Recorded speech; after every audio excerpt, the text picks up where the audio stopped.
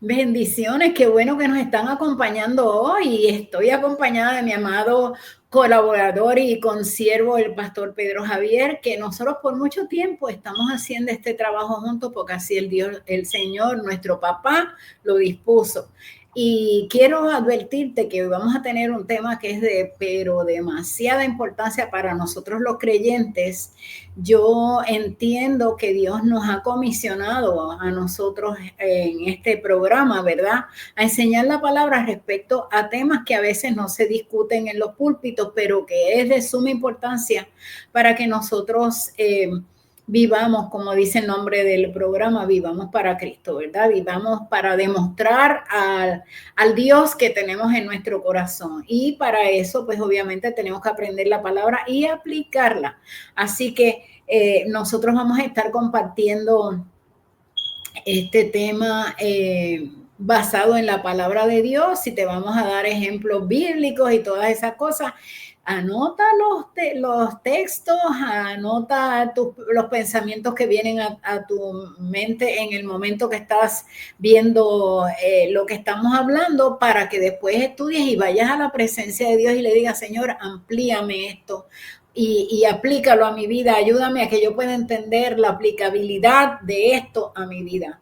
Es de suma importancia el tema de hoy. No dejes de escucharlo con tu corazón abierto, porque aquí nosotros, como hemos dicho anteriormente, no andamos criticando a nadie, lo que hacemos es enseñar la palabra. Así que te pedimos que pongas tu corazón dispuesto a recibir de parte de Dios, como Él nos ha ministrado a nuestra vida también. Yo quiero que el pastor Pedro nos salude, ¿verdad? Y comience a dar lo que el Señor le puso en su corazón respecto a este tema. Mis Pastor. queridos hermanos, la paz del Señor es una bendición y siempre es un privilegio compartir este altar que ustedes ven a través de los distintos medios sociales. Este altar de enseñanza de la palabra es la función que Dios nos ha delegado y para mí es un honor y una bendición hacerlo junto a quien fue mi profesora de consejería bíblica, nuestra hermana Zulma. Así que bendigo al Señor por la vida de Zulma y por este ministerio de Viviendo para Cristo.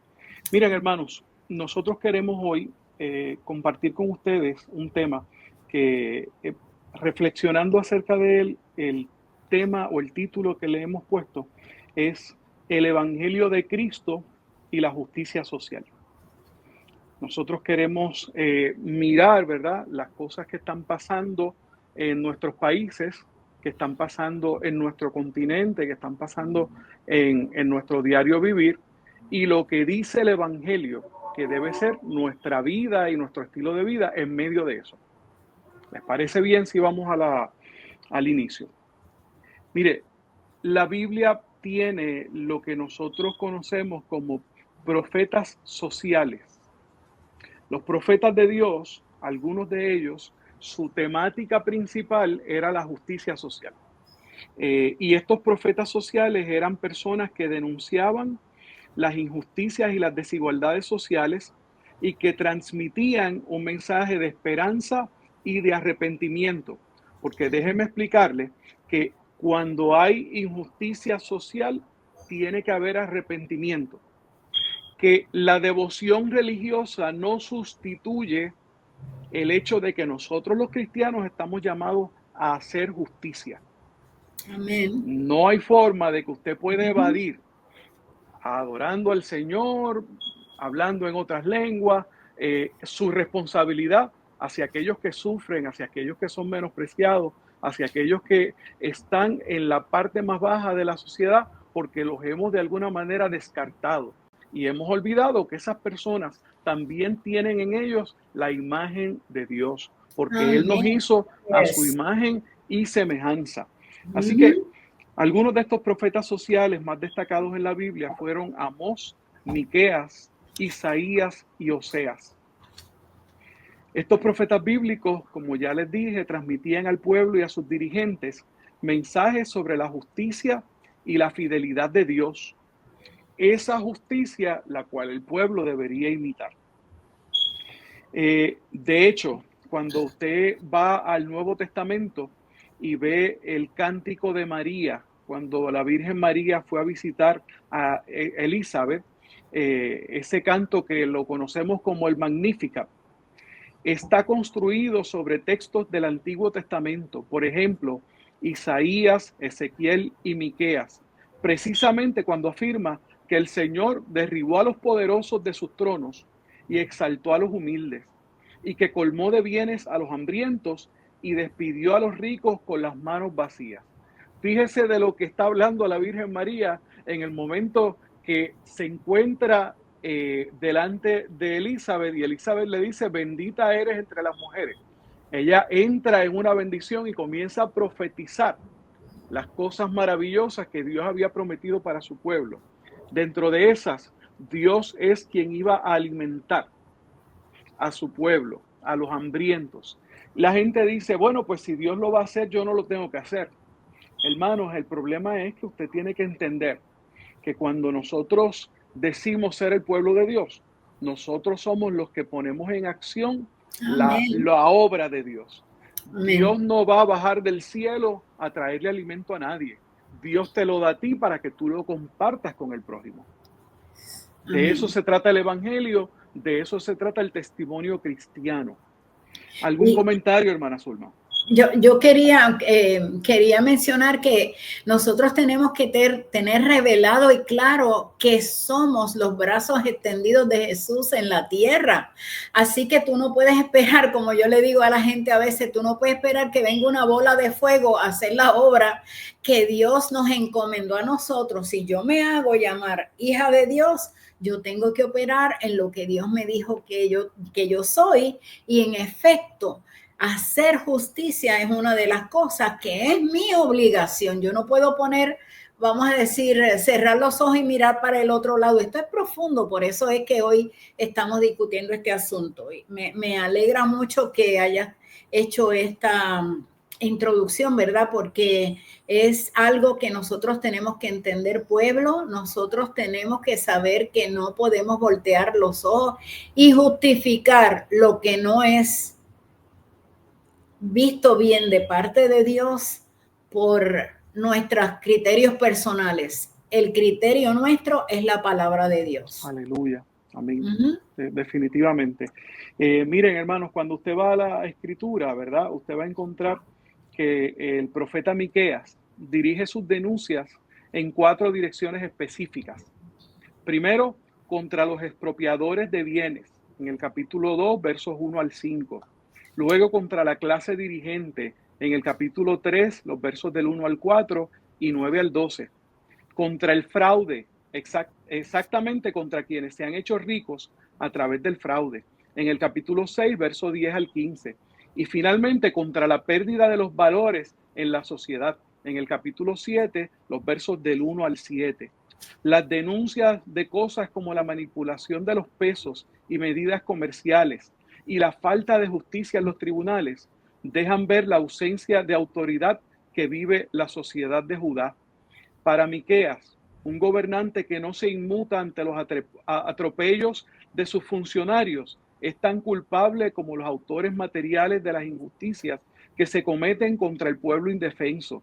Por esta razón, aunque el profeta no menciona al rey directamente, indirectamente las acusaciones del profeta lo condenan a él también. Como cabeza principal y directo responsable ante Dios, es él quien debe velar por el orden social y moral del pueblo. Por otro lado, los magistrados, jueces de la nación, en una actitud contraria a la ley, se comportan de una manera diametralmente opuesta a la que exige la identidad del Dios del pacto, confabulándose con los poderosos para abusar de sus compueblanos, de sus compatriotas, siguiendo solo la voz interna de la avaricia que los empuja a pasar por encima de la dignidad de sus hermanos, al punto de llegar a la maldad, que los expropian de su tesoro más preciado, la tierra, símbolo de la misericordia y la bondad de Dios con ellos y sus ancestros. Miqueas no entiende la incoherencia del pensamiento de la sociedad en sus días y declara abiertamente su desilusión. Mire, el profeta tiene un verso que es el verso que a mí más me impacta, ¿verdad? Cuando lo llevo a la vida actual, y es cómo podré acercarme al Señor y postrarme ante el Dios Altísimo. Y esto está en Miqueas capítulo 6, los versos 6 al 8. El profeta pregunta, ¿podré presentarme con holocaustos o con becerros de un año? ¿Se complacerá el Señor con miles de carneros o con 10,000 arroyos de aceite? ¿Ofreceré a mi primogénito por mi delito, al fruto de mis entrañas por mi pecado? Luego él mismo responde y dice, ya se te ha declarado lo que es bueno. Ya se te ha dicho lo que de ti espera el Señor. Practicar la justicia, amar la misericordia y humillarte ante tu Dios. ¿Qué te parece eso, hermana Zulma? Esa escritura, específicamente el versículo 8, es uno de mis preferidos porque es como la fuerza, vamos a decir, ¿verdad? Cuando yo pienso en este versículo, es la fuerza que me hace pensar a mí que yo no puedo ser partícipe de las cosas que violan la palabra de Dios, que yo no puedo buscarle puntos, acaramelarme, vamos a decir, a cosas que no son bíblicas y justificarlas porque Dios me demanda, dice la palabra, me demanda que yo haga justicia. Te lo voy a leer en esta versión que yo tengo aquí porque es Biblia de las Américas. Me gusta mucho. Mira, él dice, él te ha declarado, oh hombre, lo que es bueno. ¿Y qué es lo que demanda el Señor de ti? Sino solo practicar la justicia, Qué tremendo. amar la misericordia y andar humildemente con tu Dios. O sea, estamos hablando, esto no es hoy sí, mañana no, hoy yo justifico, mañana le paso la mano, hoy hago misericordia, hago justicia, hoy yo tengo unas cosas preferidas porque son mis gustos personales. No, perdóname, cuando nosotros nacemos de nuevo, ya nuestro dueño es a quien nosotros tenemos que imitar y es a quien nosotros tenemos que seguir y a quien tenemos que obedecer. Y el dueño nos está diciendo, repito el versículo porque mejor que la palabra no lo puede hacer nada. La palabra es la que nos da la dirección. Dice, ¿y qué es lo que demanda el Señor de ti? De ti, de mí y de todos nosotros, ¿verdad? Sino que practicar la justicia. Nosotros queremos que el que nos está escuchando hoy haga un análisis y piense cada acto, fíltralo a ver por la palabra de Dios, fíltralo a ver si es un acto justo, si cada palabra, si cada pensamiento, si cada acción tuya está basada en la justicia de Dios. Amar la misericordia y andar humildemente con Dios. Wow, mira, esto nos pone en una situación, No hay pero excusa. bien seria, porque yo, amado, yo veo que a veces nosotros como que le pasamos tintita blanca a las porciones bíblicas que nos demandan de compromiso. Y esta es una de ellas, ¿verdad? Esta es una de ellas donde me está diciendo a mí, esto no es juego de niños, esto es una seriedad. Yo tengo que practicar, hacerlo todo el tiempo. No es hoy sí, mañana no, selectivamente, ¿verdad? La justicia, la misericordia y ser humilde no se hacen selectivamente. O soy o no soy. Y yo creo también que un problema, ¿verdad?, que la iglesia tiene que entender ya y solucionar, es que nosotros tenemos que hacer lo que Dios nos manda, esté de acuerdo con las leyes del país o esté en contra de las leyes del país. Lamentablemente, yo necesito que la gente entienda hoy, ¿verdad?, que cuando a los apóstoles les prohibieron predicar el evangelio, ellos hicieron una pregunta: ¿a quién debemos obedecer? Amén. ¿Obedeceremos a Dios? Porque a veces no se puede obedecer a los dos. Y entonces, Exacto. ahora mismo que hay esta tensión social tan fuerte, ¿verdad? Aquí en los Estados Unidos y allí en Puerto Rico, donde tú vives. Déjame recordarles lo que dice Deuteronomio capítulo 10, que es una porción tremenda y poderosa. Mire, dice, porque Jehová vuestro Dios, Dios de dioses y Señor de señores, Dios grande, poderoso y temible, que no hace acepción de personas ni Amén. toma cohecho. Lo próximo que dice es que hace justicia al huérfano y a la viuda, que ama también al extranjero, dándole pan y vestido. Amaréis pues al extranjero, porque extranjeros fuisteis en la tierra de Egipto. Entonces, si aquí dice que Dios le da pan y vestido al extranjero, ¿todavía cree que es que el ángel de Jehová va a descender a hacerlo? No, es la iglesia, es el pueblo de Dios, son los que invocan el nombre de Dios sobre ellos, los que vamos a hacer este trabajo de llevar a otros la misericordia de Dios y el amor que hemos recibido de Dios. Mire, hermano, todo lo que nosotros tenemos lo hemos recibido de gracia. Y usted sabe qué dice la Biblia: de gracia recibiste, dad de gracia. ¿Qué vamos a dar de gracia? Las mismas cosas que hemos recibido. Si tú has recibido sustento y provisión de Dios, cuando veas a otro que no lo tiene, dáselo, compártelo con él. Porque haciendo estas cosas, dijo el Señor Jesús, acumulas tesoro en el cielo. ¿Recuerdan al joven rico? Este domingo tuve la oportunidad de dar esa clase a mi congregación en la iglesia. Mire, y una de las cosas más poderosas es que Jesús le dijo al joven rico, si quieres ser perfecto, ¿verdad? Si tú, y cuando hablamos de perfecto, hablamos de el término que se utiliza en el griego, era maduro. Si quieres ser perfecto en el término de la madurez. Si quieres ser maduro, vende lo que tienes, dáselo a los pobres y ven y sígueme. Porque haciendo esto, le dijo ese Jesús, acumulas tesoro en los cielos. Aleluya. Y yo quiero comentar sobre esto porque hay algo que nosotros tenemos que revisar como hijos de Dios, ¿verdad? La tendencia, la cultura social en este momento es la idolatría al yo. Pero la palabra no me enseña eso a mí. La palabra me dice que yo me tengo que negar a mí misma, que Amén. yo tengo que cederme al plan que Dios tiene para mi vida, que por cierto, siempre, siempre, siempre es mejor que lo que yo puedo pensar de mí mismo. Entonces, a mí me preocupa porque nosotros estamos y la gente, pues por eso nosotros estamos aquí enseñando la palabra, obviamente, ¿verdad? Pero la gente a veces pierde la perspectiva y claro, lo que me produce interés y posible placer a mí de yo ser protagonista o de yo ser el centro de atención o que me reconozcan, etcétera, etcétera, pues apela a mi yo.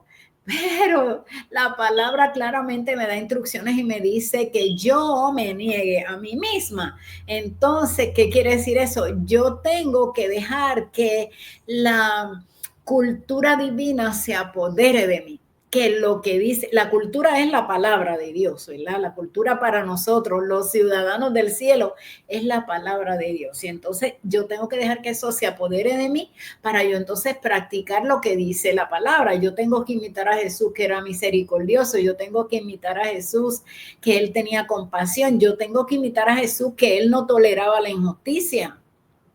Por eso estamos aquí hoy. Este es el mismo Jesús que cuando vio que la gente llevaba todo el día escuchando su mensaje, le dijo a los discípulos, tengo compasión de ellos y no los quiero enviar sin comer, porque se pueden desmayar en el camino. Este es el Jesús que se preocupa por la gente. Este es el Jesús que cuando vio a una mujer cargando el féretro de su hijo que iba en camino al sepulcro, mandó a detener el sepulcro y resucitó al hijo de la viuda de Naín. ¿Por qué? Porque aquella mujer necesitaba ayuda, necesitaba alguien que fuese su sustento en una sociedad que no le permitía a la mujer ganarse el sustento. Así que necesitaba a su hijo. ¿Y qué hizo Jesús? Se lo devolvió con vida. Jesús siempre va a estar del lado de los oprimidos, del lado de los necesitados. Amén. Por eso está del lado tuyo y mío, porque necesitábamos salvación, porque íbamos camino a la separación eterna de Dios.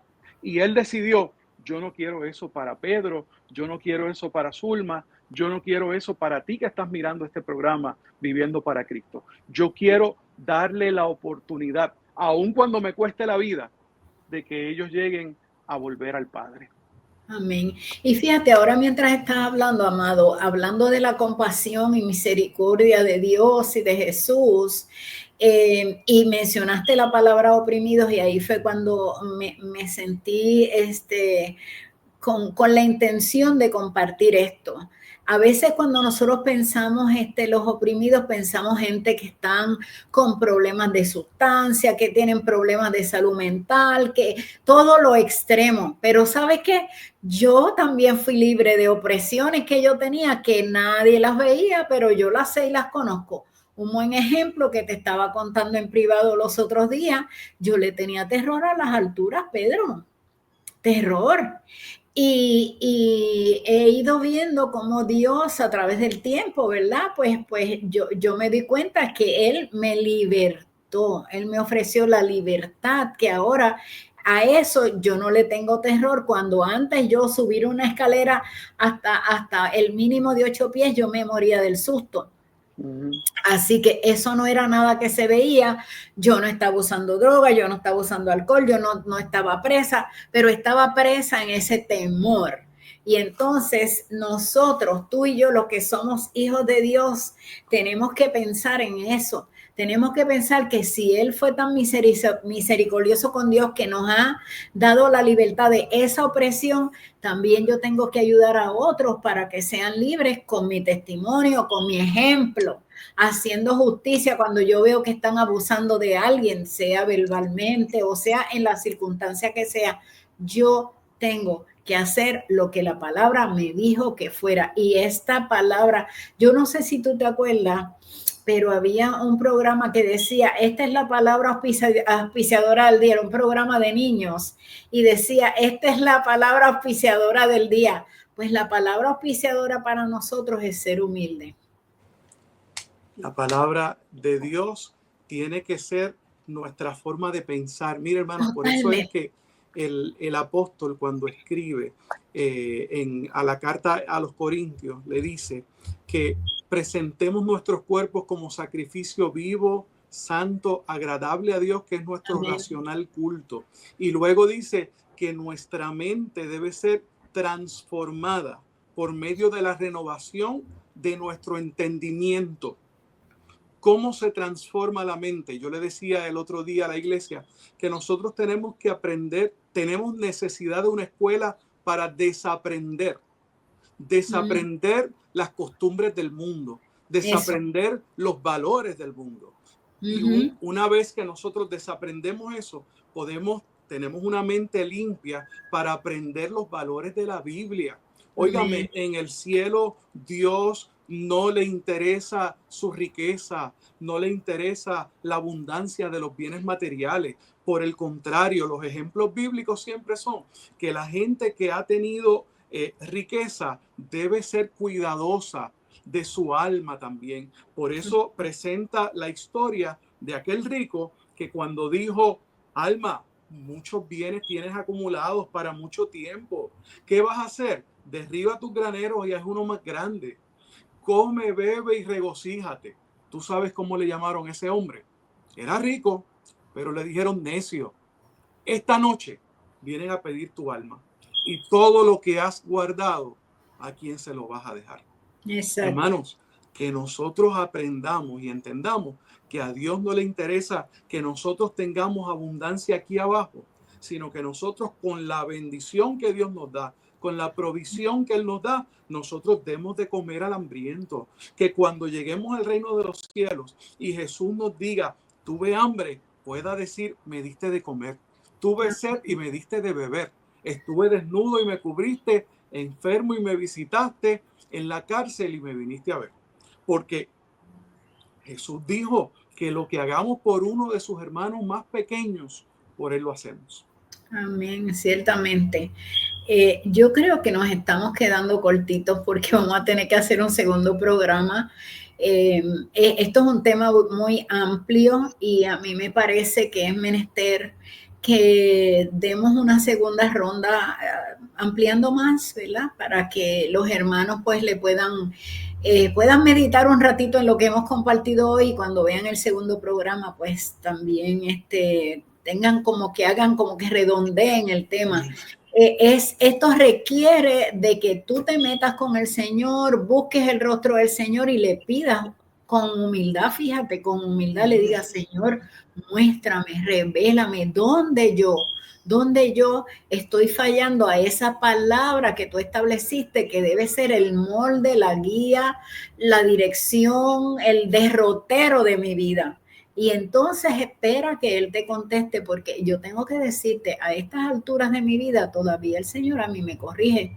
Yo no puedo decir que yo soy perfecta, no. Yo todavía me tengo en ocasiones que arrepentir ante la presencia de Dios, porque mira, ¿sabes qué? Pecar es desobedecer la palabra, fíjate. Y cuando nosotros desobedecemos lo que Él nos dice, pues entonces tenemos que pedirle disculpas y tomar la determinación de no hacerlo más, por supuesto. Así que te vamos a dar unos días para que tú medites y vamos a continuar con este tema. Yo lo tengo muy cerca de mi corazón porque yo he visto tanta gente agobiada con este asunto de sentirse menospreciados, de sentirse incapaces, de sentirse marginados. Y nosotros no podemos participar en esas cosas. Por el contrario, la palabra nos dice otras cosas. En el próximo programa te vamos a mostrar escrituras claras y precisas que hablan respecto a cuál es la postura de Dios en términos de cómo Él ve la humanidad.